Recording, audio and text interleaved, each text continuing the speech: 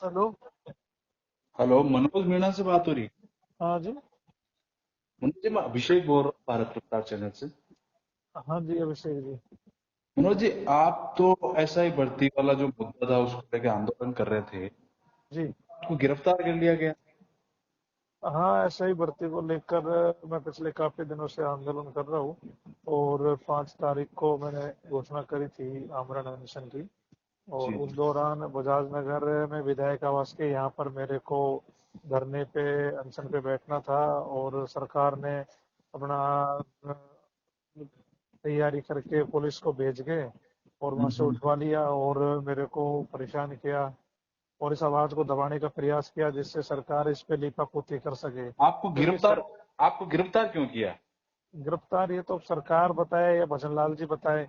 मैं कोई आतंकवादी तो हूँ नहीं, मैं आम छात्र हूँ जो लोगों की मदद कर रहा हूँ।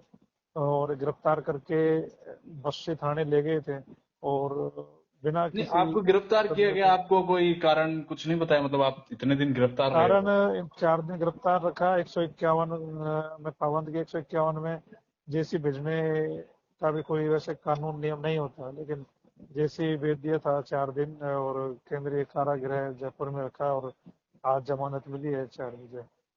हम्म। तो ये सब सरकार की हठधर्मिता है, सरकार इस मुद्दे को दबाना चाहती है। भजन लाल सरकार ने जमानत नहीं होने दी, मनोज मीणा से सरकार इतनी डरी हुई है, उन्हें डर है कि हम्म। सरकार को चुनाव में जो 7 सीटों पर चुनाव है 13 तारीख को, कि उनमें हमारी सीटें जो है उनमें दिक्कतें आएंगी, हम 7 सीटें हार जाएंगे। तो कहीं ना कहीं मनोज मीणा को हम दबा दबा देते हैं तो जिससे आपकी हमारा आपकी क्या चुनाव आगे की कैंपेन हो। रणनीति है फिर? अभी मैं एडमिट हो गया प्रिय अस्पताल में और अभी तबीयत खराब है, तो इलाज चल रहा है। बाकी आगे भी इस लड़ाई को हम लड़ रहे हैं और लड़ेंगे मजबूती से जब तक सरकार एसआई भर्ती को रद्द नहीं करेगी। हम्म। तो जैसे आपने अभी उपचुनाव की भी बात की, हाँ। तो अब जो बेरोजगार युवा है उनके लिए अब क्या एक्शन आगे का, आपका क्या प्लान है फिर? अब जो विधानसभा है सातों, उनमें जो हमें लगेगा ये प्रत्याशी ठीक है, युवाओं की बात कर रहे हैं, हम उनका सपोर्ट करेंगे, उनका साथ देंगे और उनके लिए मजबूती से कैंपेन करेंगे, वोट मांगेंगे और सरकार को युवाओं की ताकत दिखाएंगे। पता लगना चाहिए युवाओं से विरोध मोल लेने का क्या नुकसान होता है और इस प्रकार से 4 4 दिन बिना किसी मुकदमे के जेल में रखना कितना भारी पड़ता है। बिना किसी गुनाह किए हुए लोकतंत्र में क्या न्याय की बात करना, आवाज उठाना कोई क्राइम नहीं है। सब अपनी आवाज नहीं, उठा रहे हैं। आप कह रहे हो 4 दिन जेल में रखा है, कोई कारण नहीं बताया गया है, तो हाँ, कोई ऐसे किसी के इशारे पे तो नहीं हुए ऐसे, मतलब पुलिस? बिल्कुल सरकार के इशारे पे ही 4 दिन जेल में रखा है, ऐसे तो कैसे रख सकते हैं। 151 तो कोई धारा ही नहीं है, शांति भंग में थाने से ही जमानत मिल जाती है। तो केंद्रीय कारागृह तो बड़े जो हार्डकोर क्रिमिनल होते हैं उन्हें रखा जाता है। मनोज मीणा से अच्छा। सरकार डरी हुई है, इसीलिए सरकार ने 4 दिन तक मेरे को वहां पे रखा, लेकिन मेरे हौसलों को नहीं तोड़ पाएंगे और मेरा संघर्ष है जो जारी है और आगे भी जारी रहेगा। तो मनोज जी, ऐसे तो फिर जेल में आप वापस अगर आंदोलन तो आप करोगे तो फिर आप वापस कर देंगे, तो ये कोई दुरुपयोग नहीं लग रहा है आपको सरकार द्वारा? इस सरकार तो मेरे पीछे पड़ी हुई है कि मैं युवाओं की बात बंद कर दूं, युवाओं का उठाना बंद कर दूं। सरकार डराने का काम कर रही है, लेकिन मैं डरने वाले लोगों में से नहीं हूँ।